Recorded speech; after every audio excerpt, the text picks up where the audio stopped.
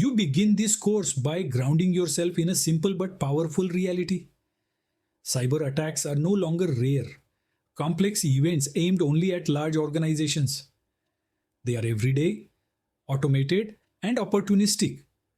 Whether you work in a small business, a government department, a school, a hospital, or a large enterprise, you are part of the same digital environment attackers operate in. The Essential 8 exists because too many organizations were being compromised through the same predictable weaknesses again and again.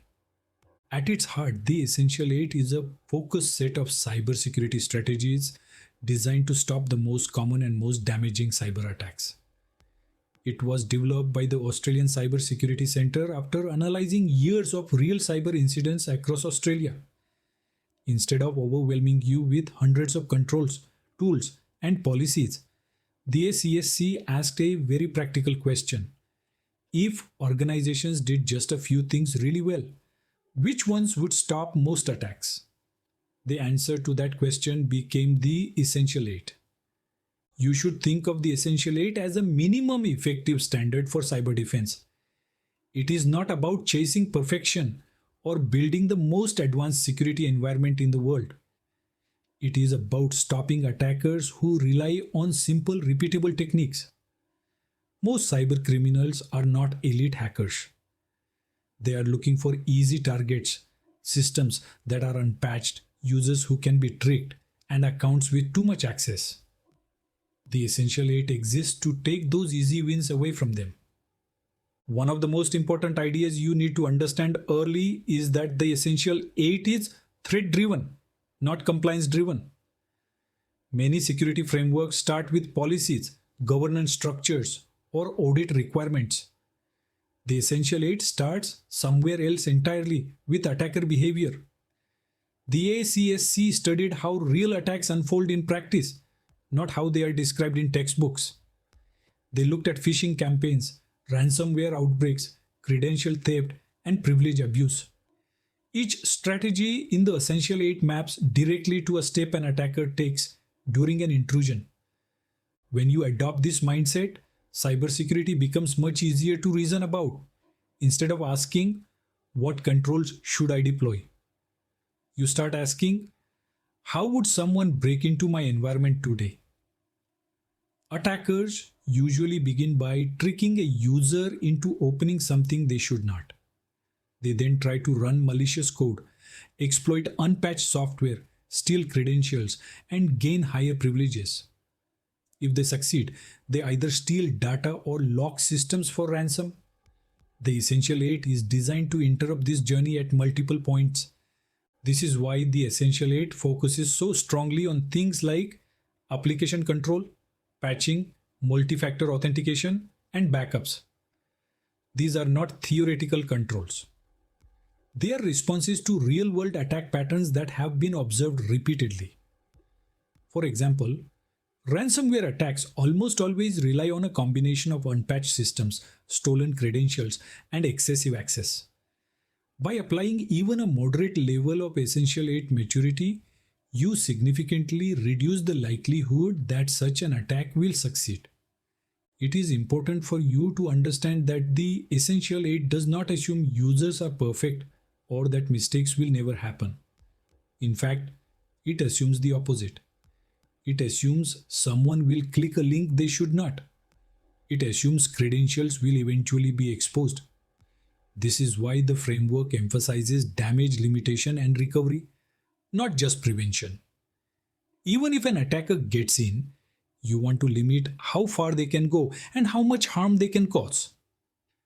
At this stage, you might be wondering how the Essential 8 fits alongside other well-known frameworks such as NIST ISO 27001 or the CIS controls.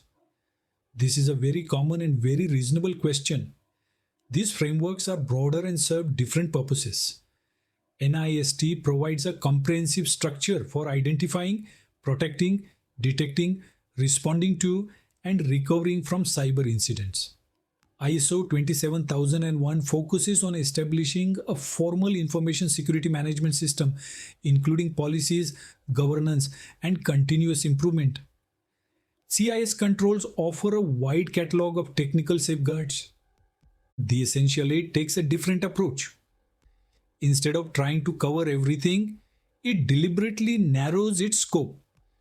It focuses on the controls that deliver the highest impact for the lowest complexity. You can think of it as a practical core that fits neatly inside larger frameworks. Many organizations use ISO 27001 or NIST for governance and assurance, while using the Essential 8 to drive real measurable technical outcomes on the ground.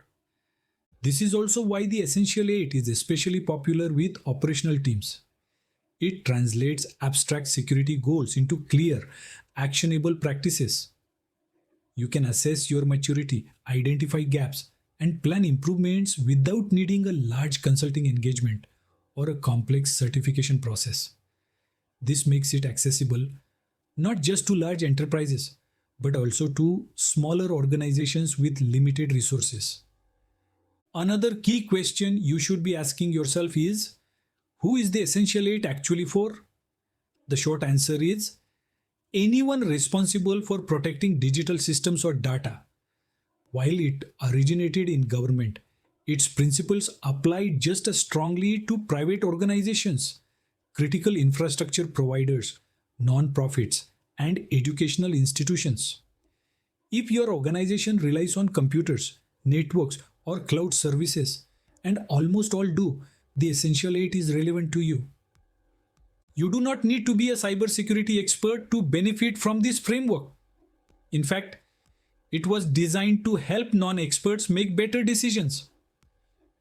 IT administrators, managers, executives, and risk professionals can all use the Essential 8 as a shared language. It helps you explain cyber risk in a way that makes sense to people who are not deeply technical.